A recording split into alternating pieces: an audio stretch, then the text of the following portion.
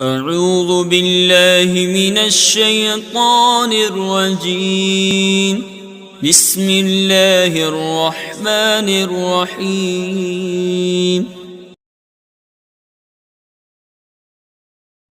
بسم اللہ الرحمن الرحیم۔ میں مجاہد حسین رضوی، استاذ دارالعلوم غریب نواز الہ آباد درجہ رابعہ کے متعلمین سے مخاطب ہوں اور شرح جامی بحث اسم کا درس دینے جا رہا ہوں۔ آج کے درس میں مجھے عامل کی تعریف پڑھانی ہے۔ عامل کی تعریف کے تعلق سے کافیہ اور شرح جامی کی جو عبارت ہے، ایک نظر پہلے اس عبارت پہ آپ ڈال لیں۔ کہتے ہیں العامل لفظیاً کانا او معنویہ ما بہ یتقوم ای یحصل المعنی المقتدی ای معنی من المعانی المعتبرۃ علی المعرب المقتدیۃ للاعراب۔ ففی جاء زید جاء عامل اذ بہ حصل معنی الفاعلیۃ فی زید فجعل الرفع علامۃ لها۔ وفی رأیت زیدا رأیت عامل اذ بہ حصل معنی المفعولیۃ فی زید فجعل النصب علامۃ لها۔ وفی مررت بزید الباء عامل اذ بہ حصل معنی الاضافۃ فی زید فجعل الجر علامۃ لها۔ اب یہاں سے عامل کی تعریف کرتے ہوئے شارح کہتے ہیں کہ عامل وہ چیز ہوتی ہے جس کی وجہ سے معرب کے اندر وہ معنی پیدا ہوتا ہے جو اعراب کا مقتضی ہوتا ہے۔ اچھی بات ہے صاحب۔ اب یہاں پر ایک سوال یہ ہو سکتا ہے کہ مصنف نے پہلے اعراب کی تعریف کی، پھر عامل کی تعریف کی، حالانکہ دونوں چیزیں وہ ہیں جن کی بنیاد پر معرب کی اخیر میں اختلاف پیدا ہوتا ہے۔ اعراب کی بنیاد پر بھی اختلاف پیدا ہوتا ہے معرب کے اخیر میں، اور عامل کی بنیاد پر بھی اختلاف پیدا ہوتا ہے معرب کے اخیر میں۔ لیکن اعراب کی تعریف عامل کی تعریف پر اس لیے مقدم کی گئی کہ اعراب جو ہوتا ہے یہ معرب کے اخیر میں اختلاف کے لیے سبب قریب بنتا ہے، جبکہ عامل معرب کے اخیر میں اختلاف کے لیے سبب بعید بنتا ہے۔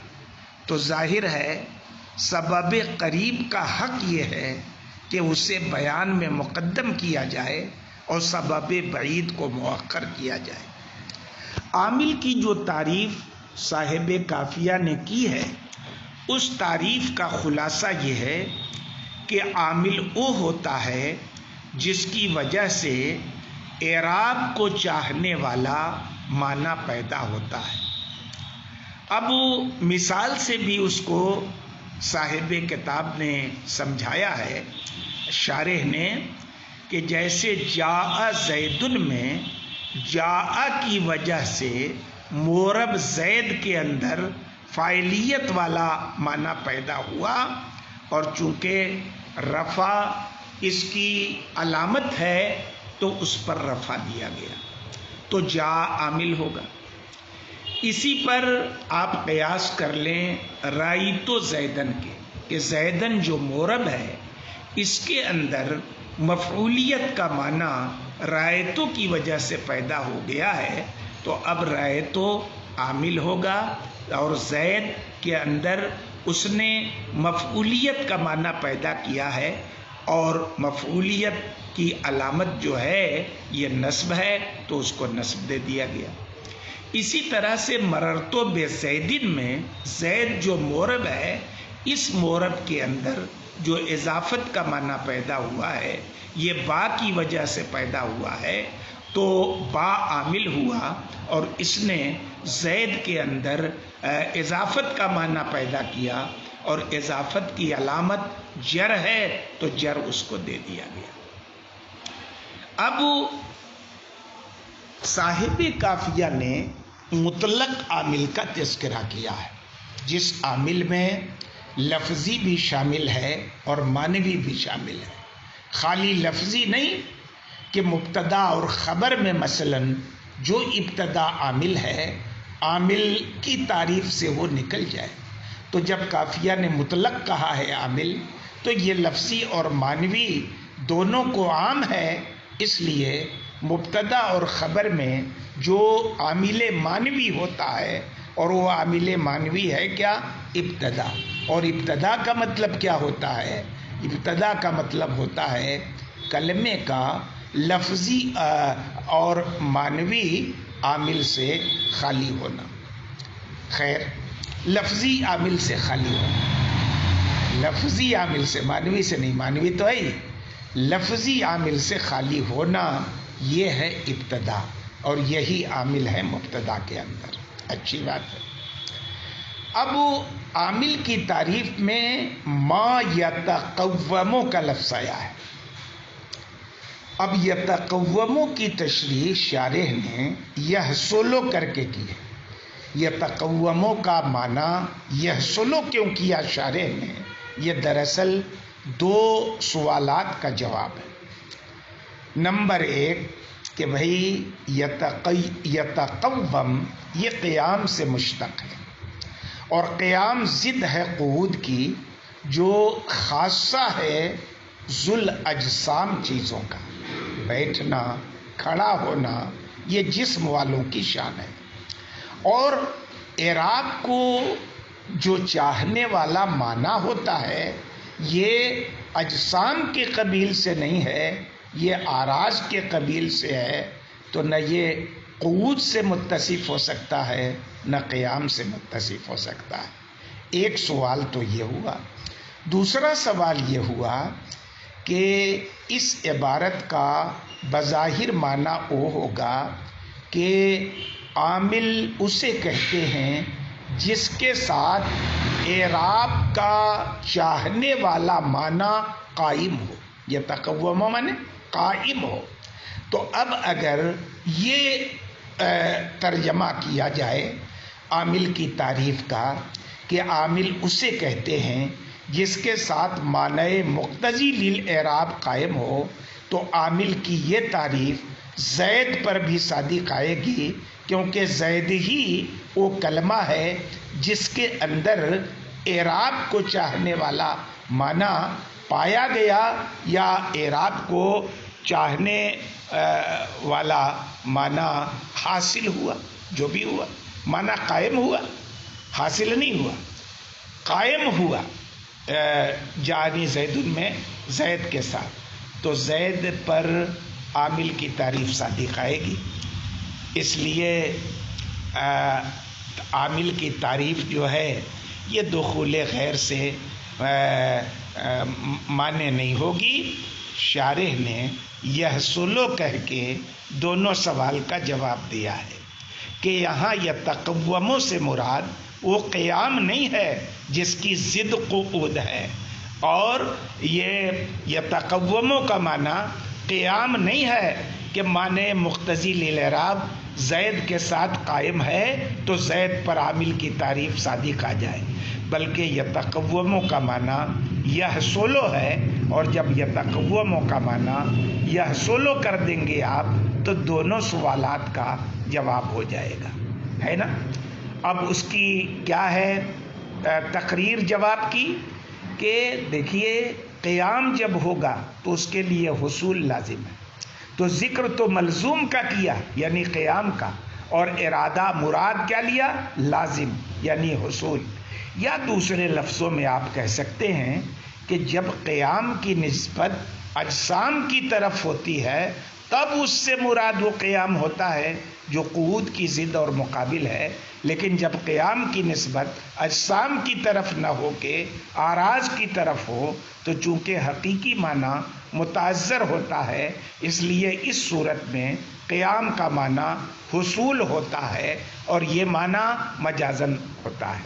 بہرحال یہاں یتقوم کا معنی کیا ہے؟ یحصل.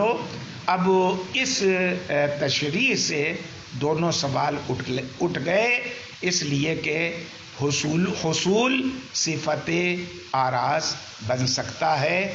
اسی طرح جاء زید میں اگرچہ معنی مقتضی قائم تو زید کے ساتھ ہے مگر زید کے اندر یہ معنی مقتضی جاء کی بنیاد پر حاصل ہوا ہے، اس لیے جاء عامل ہوگا، زید پر عامل کی تعریف صادق نہیں آئی. اچھی بات ہے. اب کہتے ہیں اے مانم من المعانی المقتضیہ. عامل کی تعریف میں ایک لفظ کیا ہے؟ مانم من المعانی المقتضیہ. شارح نے یہ عبارت بڑھائی ہے مانم من المعانی المقتضیہ، کیونکہ یہ ماتن نے کیا کہا ہے؟ ما بہی یتقوم المعنی المقتضی. اب المعنی المقتضی کو عام کیا یعنی وہ معنی جو اعراب کو چاہتا ہے اس میں سے کوئی ایک معنی حاصل ہو جائے. یہ عبارت بھی تشریح جو ہے مانم من المعانی المقتضیہ ایک سوال کا جواب ہے. سوال یہ ہے کہ کوئی کہہ سکتا ہے کہ آپ نے جو عامل کی تعریف کی وہ دخول غیر سے معنی نہیں ہے، اس لیے کہ آپ کی تعریف حروف عطینہ پر صادق آتی ہے جو کہ فعل مضارع پر داخل ہوتے ہیں، اور ان کی وجہ سے فعل مضارع کے اندر اس میں فاعل والے معنی سے مشابہت پیدا ہو جاتی ہے اور اسم کی مشابہت تقاضا کرتا ہے فعل مضارع کے معرب ہونے کا. تو اب یہ تعریف جو ہے دخول غیر سے معنی نہیں رہی، عطینہ پہ بھی صادق آ رہی، حالانکہ عطینہ عامل نہیں ہے. تو اس کا جواب دیا کہ المعنی پر الف لام عہد کا ہے، اس سے مراد مطلق معنی نہیں ہے بلکہ ایسا معنی ہے جو اعراب